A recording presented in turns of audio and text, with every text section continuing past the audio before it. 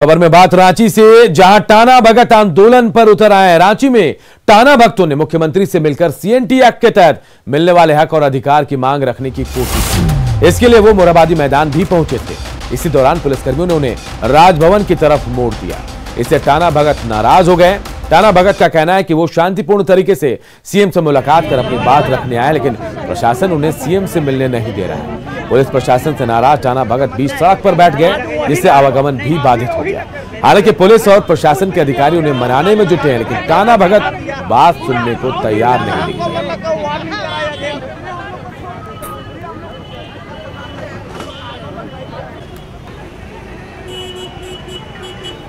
अभी आए हैं हर जिला से। सभी टाना भगत का उद्देश्य है कि मुख्यमंत्री से हम लोग को मिलना है। हम लोग को क्या मांग क्या है? हम लोग मुख्यमंत्री से मिलेंगे। सब कुछ ज्ञापन उसी को सौंपा हुआ है, उसको हर कुछ मालूम है। हम लोग को फ्रीडम रसीद के लिए ऑर्डर हो गया था, वही चीज के लिए हम लोग मुख्यमंत्री जगह ज्ञापन भी हम लोग सौंपे हुए हैं। इसीलिए हम लोग जा रहे हैं मुख्यमंत्री जगह तिला या राज्यपाल का भवन में। यहाँ रैली के लिए कहा कि लोग ठाक के हम लोग को यहाँ बैठा रहे, कैसे हम लोग रैली में बैठेंगे? जमीन का माने फ्रीडम रसीद के लिए ऑनलाइन होने के लिए नहीं कर रहा है, लोग अधूरा कर रहा है। और ओम प्रकाश हमारे सहयोगी इसी खबर पर सीधे हमारे साथ जुड़ गए। ओम प्रकाश, क्या स्थिति अभी वहां पर है? कहां पर रोक कर रखा गया टाना भक्तों को और क्या उनकी मांगे हैं अभी फिलहाल? जी अनूप, फिलहाल अब तक जो है टाना भगत जो है राजभवन के पास जाकिर हुसैन पार्क है, उसी के बगल वाली सड़क पर मौजूद हैं और सभी टाना भगत यहां पर मौजूद हैं। प्रशासन के द्वारा मुख्यमंत्री से मिलाने का आश्वासन भी दिया गया है, जिसके बाद एक सूची मांगी गई है। तो जितने भी जिले से आए हुए टाना भगत हैं उन लोगों के द्वारा वो सूची भी उपलब्ध कराई गई है, जिसमें हर जिले से 2 व्यक्ति जो हैं, जो 2 टाना भगत है, वो प्रतिनिधि के तौर पर शामिल होंगे और मुख्यमंत्री से मुलाकात कर अपनी बातों को रखेंगे। देख सकते हैं सड़कों पर इस वक्त भी जो टाना भगत है वो बैठे हुए हैं और फिलहाल जो वार्ता हुई है उसके अनुसार थोड़ी देर बाद उन्हें मुख्यमंत्री से मिलाने के लिए टाना भगत को यहां से ले जाया जाएगा। तो फिलहाल प्रशासन की तरफ से भी माकूल व्यवस्था की गई है। अब आप लोगों की बातों को मान लिया गया, मुख्यमंत्री से मुलाकात कराई जा रही है। क्या ठीक है? अब दादा क्या अब ठीक है? अब सीएम से मिल भी रहे हैं, मुलाकात भी होगी।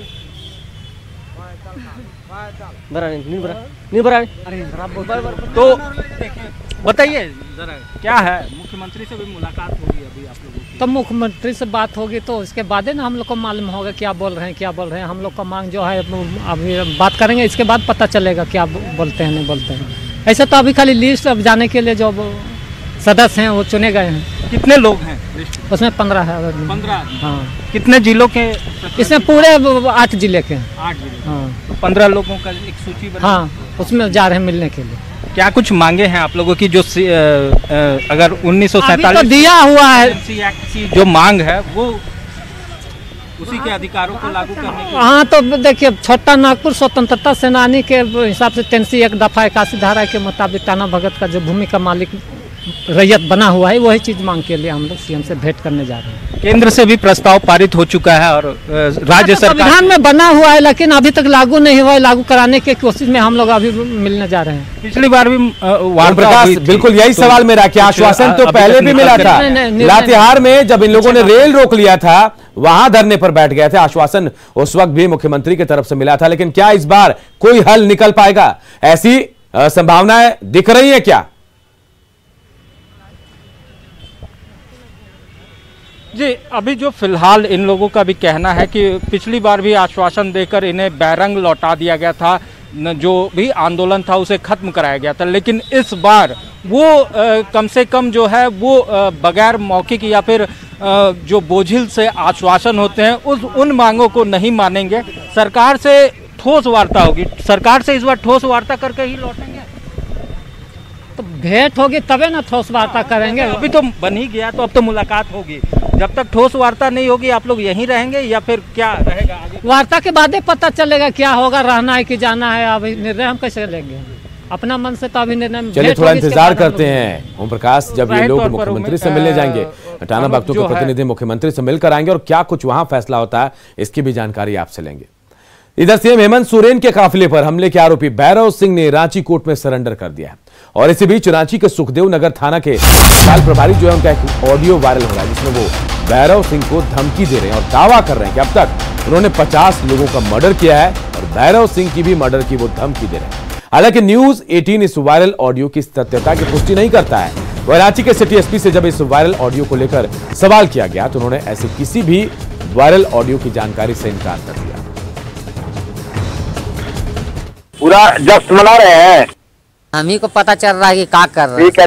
ठीक है, पूरा जश्न मनाइए, फिर मौका नहीं मिलेगा। लग रहा है सर कि हम जश्न मना रहे होंगे। कह दीजिएगा कि नहीं जानता बस सारा हिंदूगिरी हम भुलवाएंगे, हम अभी तक नहीं जानता हमको ना। सुनिए लग रहा है कि हम जश्न मना रहे हैं। अरे सुनिए ना सर, एक चीज बताइए। रखिएगा, भैरव सिंह को कह देते हैं, भैरव सिंह को कभी नहीं जानता है ना। 50 आदमी को हम मारे होंगे, कहा जाती 50 लाश की जगह भैरव सिंह का, याद रखेगा भैरव सिंह। सुनिए सर, मत बकिए, समझे ना, हम आपको जब अपना बड़ा भाई मानते हैं तो भाई टाइप का बात कर रहे हैं। चलिए जो होना था तो हो ही गया, लेकिन भैरव सिंह को संवाद दे दीजिएगा कि लाश किसी दिन पक्का कर देंगे उसका। सर आप बकर कर रहे, समझ में आ रहा सर आपको?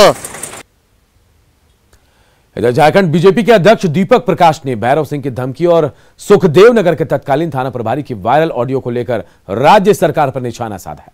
उन्होंने आरोपी थाना प्रभारी पर प्राथमिकी दर्ज करने और जल्द ही गिरफ्तारी की मांग की है। दीपक प्रकाश ने सीएम के काफिले पर हमले से इनकार करते हुए ओरमांझी की निर्भया को इंसाफ दिलाने के लिए सड़क पर उतरे लोगों के आंदोलन को कुचलने की कोशिश करार दिया है।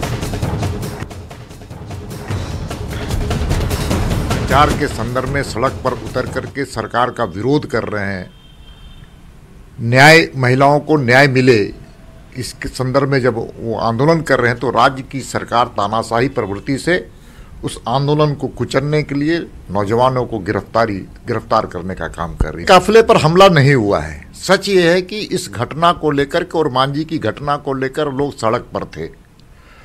राज्य की सरकार और पुलिस प्रशासन दोनों मिलकर के जिस प्रकार से रवैया जनतांत्रिक मूल्यों के खिलाफ करने का काम किया है, तो जो वायरल हुआ है, जो आप जिस संदर्भ में कह रहे हैं वायरल हुआ है, वो टेप ऑडियो, वो उस पुलिस पदाधिकारी को, जो सुखदेव नगर के थाना प्रभारी को अविलंब उस पर FIR दर्ज होना चाहिए और उस पुलिस पदाधिकारी को अविलंब गिरफ्तार करना चाहिए, क्योंकि लोकतंत्र में इस प्रकार के पुलिस पदाधिकारी यदि रहेंगे तो सच में लोकतंत्र के लिए, जनमानस के लिए एक बहुत ही खतरनाक संकेत है। इधर रांची सदर अस्पताल में कोरोना टीकाकरण को लेकर ड्राई रन शुरू हुआ। रांची सदर अस्पताल समेत जिले के कुल 18 जगहों पर ट्रायल किया जा रहा है। ड्राई रन के दौरान रांची सदर अस्पताल में 4 कमरे बनाए गए थे, जिसमें हर कमरे की अपनी अपनी उपयोगिता थी। सदर अस्पताल में ड्राई रन का जायजा लिया हमारे सहयोगी संजय कुमार सिन्हा ने।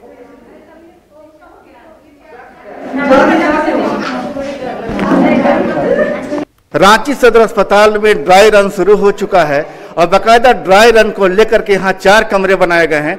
आप देख सकते हैं कि सदर अस्पताल समेत रांची जिले में कुछ 17 जगहों पर ड्राई रन चल रहा है और सदर अस्पताल में इसको लेकर 4 कमरे बनाए गए हैं। सबसे पहले कमरा जो है वो वेटिंग रूम है। इस वेटिंग रूम में जो 28 लोगों के नाम आज रजिस्टर्ड किए गए हैं, उन 28 लोगों को यहाँ पर उनके नाम रजिस्टर्ड हैं और इसी कमरे में कन्फर्म होने के बाद उन्हें बारी बारी से दूसरे कमरे में ले जाया जाएगा। वेटिंग रूम के बाद जो मरीज को वैक्सीनेशन ड्राई रन के दौरान दिया जाएगा वो कमरा है कमरा number 2, vaccination room. Vaccination room में तमाम ड्राई रन की प्रक्रिया पूरी होगी और यहाँ मरीजों को यहाँ इंजेक्शन दिया जाएगा। इंजेक्शन देने से पहले हालांकि मरीजों की काउंसलिंग होगी और तमाम प्रक्रियाओं को निपटाया जाएगा। सभी लोगों को अच्छे ढंग से गाइड कर दिया जा चुका है और अभी आप देख रहे हैं कि हमारे यहाँ 3 रूम जिस से जो प्रोटोकॉल उस ढंग से बना हुआ है। सबसे पहले वेटिंग हॉल बना हुआ है, वहाँ भी आप देख रहे हैं कि कुछ लोग हेल्थ वर्कर्स इंतजार कर रहे हैं। उसके बाद ये वैक्सीनेशन रूम है, यहाँ पर वेरिफिकेशन सभी लोगों का किया जा रहा है जो भी वैक्सीन के लिए आ रहे हैं। उसके सिस्टर्स यहाँ पर है जो कि उनको वैक्सीन देंगी। वैक्सीन देने के पश्चात बगल वाला रूम जो हम लोगों का ऑब्जर्वेशन रूम है, उस ऑब्जर्वेशन रूम में उन लोगों को हाफ एन आवर तक रखा जाएगा कि इस बीच में अगर किसी भी प्रकार की कोई परेशानी होती है तो हम लोगों ने एक और रूम बना करके रखा हुआ है जहां पर कि उसे ले जा करके के जो भी उपचार किया जाना है। वहाँ AFI किट भी है, एक डॉक्टर भी नामित है कि वहाँ पर डॉक्टर भी उनको देखेंगे, वहाँ पर उनका इलाज किया जाएगा। उसके पश्चात अगर मान लिया कि उनको रेफर करने की आवश्यकता होगी तो सदर अस्पताल में भी किसी जगह पे हम लोग उनको ले जाएंगे। इमरजेंसी में, और नहीं तो फिर 108 एम्बुलेंस से रिम्स में भेजा जाएगा। ड्राई रन के दौरान हालांकि तमाम उन तैयारियों को सुनिश्चित किया जा रहा है जिससे जब वास्तव में वैक्सीनेशन शुरू हो तो जो परेशानियां उस समय आ सकती हैं उन परेशानियों का निराकरण ड्राई रन के दौरान ही हो सके। आप देख सकते हैं शुरू में सिर भारी हुआ, लेकिन अभी कुछ नहीं लग रहा है, ठीक लग रहा है, बिल्कुल अच्छा महसूस कर रहे हैं। अच्छा महसूस कर रहे हैं।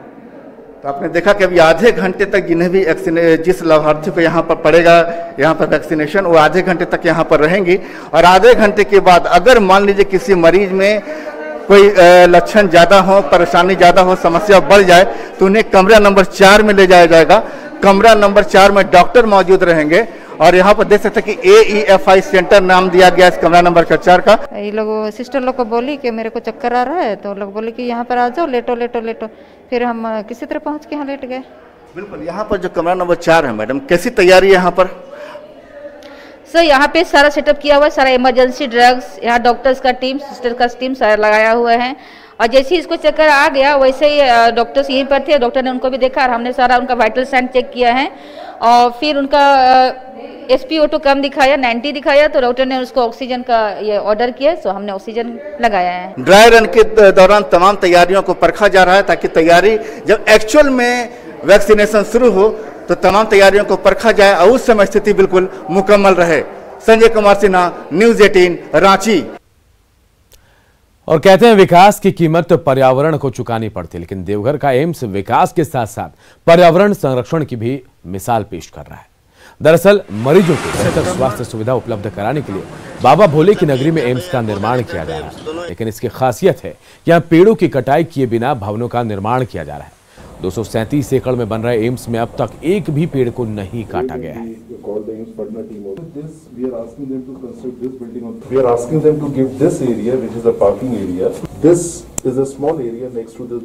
जो पुराने पेड़ होते हैं उनको बनने में वर्षों लगते हैं, काटने में तो मिनटों लगते हैं, लेकिन बनने में वर्षों लगते हैं और उन पेड़ों से उस वातावरण की, वायु की एक क्वालिटी अलग होती है।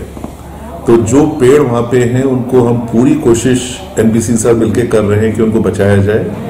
इसमें आमतौर से एक छोटा सा एक तकरीबन 70-80 पेड़ का आम का बाग है छोटा सा, जो पहले ये कहा गया कि इससे बीच में से सड़क निकाली जाए, तो हम लोगों ने विचार करके कहा कि सड़क को यदि हम थोड़ा सा घुमाव देके निकालें तो ये बाग बच जाए, तो हम एक तो सौंदर्यीकरण भी करेगा, वायु का भी प्रदूषण को रोकेगा और सबसे बड़ी बात है कि ये एक मैसेज भी जाना चाहिए कि जो पुराने पेड़ हैं उनको हमको बचा के रखना। खबर दुमका से है, जहां मेडिकल कॉलेज के छात्रों का धरना SDO के लिखित आश्वासन के बाद खत्म हो गया। प्रदर्शन पर बैठे छात्रों की माने तो कॉलेज में ना तो लैब है और ना ही लाइब्रेरी, ऐसे में वो काफी ठगा हुआ महसूस कर रहे हैं। छात्रों को 31 जनवरी तक लैब और लाइब्रेरी सेटअप करने का भरोसा दिया गया है। छात्रों की समस्या पर राजनीति भी शुरू हो गई। कृषि मंत्री बादल पत्रलेख के निर्देश पर कांग्रेस का एक प्रतिनिधिमंडल छात्रों से मिला, जबकि सांसद सुनील सोरेन ने छात्रों के मुद्दे को लोकसभा में उठाने का भरोसा दिया, जबकि कृषि मंत्री ने छात्रों की सभी मांगे पूरी करने का आश्वासन दिया। अनुरोध कर रहे हैं कि हमारी मांगे जल्दी से पूरी करें। हमें आश्वासन पूरे साल भर से दिया गया कि हमें ये इतने महीने में मिल जाएगी, लेकिन हमें अभी तक हमें कोई सुविधा हमें दिखी नहीं है अपने आंखों को। पढ़ाई पूरी अधूरी और मतलब जो जैसे मेडिकल होने MBBS होने चाहिए, तो यहाँ बदहाल है। और जिस तरह से मुझे छात्र छात्राओं ने यहाँ के जो मेडिकल का पढ़ाई कर रहे हैं उन छात्रों का जो यहाँ पर बहुत सारे ऐसे समस्या हैं और इसमें सरकार को संज्ञान लेना चाहिए। और जबकि मुख्यमंत्री का यहाँ कार्य क्षेत्र है, उसका भाई यहाँ पर वसंत सोरेन जो है यहाँ का विधायक है, और इस तरह करके मेडिकल कॉलेज को रखना दुर्भाग्य है और इस तरह के लड़कों के साथ भविष्य उनके इसके साथ खिलवाड़ हो रहा है। मुख्यमंत्री जी ने तुरंत स्वास्थ्य मंत्री को इसमें आवश्यक पहल करने का निर्देश दिया और शीघ्र उन्होंने अपने विभागीय सेक्रेटरी को इस छात्र असमंजस में पड़े हुए इनका भविष्य अंधकार में है, इसको शीघ्र दूर करने का निर्देश दिया। इसका सकारात्मक पहल हुआ। को अपराधियों से मुक्त करने वाली पुलिस अब समाज में सुरक्षा की अलग जगाने का भी काम कर रही है। कुछ ऐसा ही नजारा दिखा धनबाद के बागमारा में, जहां जोगता थाना के इंचार्ज अपने खाली समय में स्कूली बच्चियों को निःशुल्क शिक्षा दे रहे हैं। थाना प्रभारी पंकज वर्मा नियमित रूप से सिजुआ के मोदी डी बालिका उच्च विद्यालय में शिक्षक की भूमिका निभाते हुए गणित पढ़ा रहे हैं। थानेदार की क्लास से बच्चे खुश हैं तो वहीं प्रिंसिपल भी उनकी प्रशंसा कर रहे हैं। बच्चों को पढ़ाता था, मैं जब पढ़ता था उसमें भी पढ़ाता था, एक तरह से मेरा शौक भी है। तो जब भी मौका मिलता है, जहाँ भी मौका मिलता है, मैं चाहता हूँ कि जो स्कूल है लेकर सके। इधर साहेबगंज में गंगा नदी अब प्रदूषण मुक्त होगी। क्षेत्रीय प्रदूषण नियंत्रण बोर्ड अब हर 15 दिनों पर गंगा जल की जांच करेगा और इसके लिए गंगा नदी के पानी में नाइट्रोजन, ऑर्गन, आर्सेनिक के साथ अन्य जहरीले तत्वों की भी जांच की जाएगी। इसका मकसद गंगा नदी को फायर से स्वच्छ और निर्मल बनाना है। अधिक जानकारी दे रहे हमारे सहयोगी निशांत कुमार।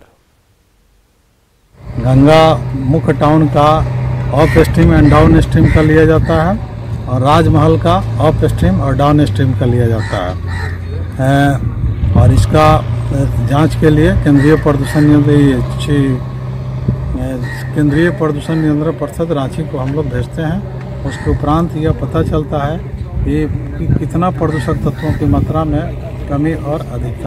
साहेबगंज में गंगा अब प्रदूषण मुक्त होगी। प्रदूषण नियंत्रण बोर्ड दुमका ने अब गंगा जल को हर 15 दिनों में जांच करने का निर्णय लिया है। बोर्ड ने हर 15 दिनों में गंगा जल के गुणवत्ता की जांच करेगा और गंगा में जो प्रदूषण के तत्व हैं उसकी जांच की जाएगी और इसे आगे रांची मुख्यालय तक भेजा जाएगा और गंगा जल के गुणवत्ता की जांच होगी कि प्रदूषण का कौन कौन सा तत्व गंगा जल में मौजूद है और इस प्रदूषण रिपोर्ट के बाद गंगा के प्रदूषण को कम करने का उपाय किया जाएगा। गंगा कम से कम किस प्रकार प्रदूषित हो उसके उपाय किए जाएंगे और हर 15 दिनों में दुमका प्रदूषण नियंत्रण बोर्ड जो है वो गंगा जल में क्वालिटी जांच करेगा कि पानी का क्वालिटी किस तरीके का है और पानी में किस तरीके से जो अनावश्यक तत्व हैं, जो जहरीले तत्व हैं, उनको कम से कम किया जा सके और गंगा का जो निर्मलता और अविरलता है वो बरकरार रखा जा सके। निशांत, न्यूज़ 18 साहेबगंज।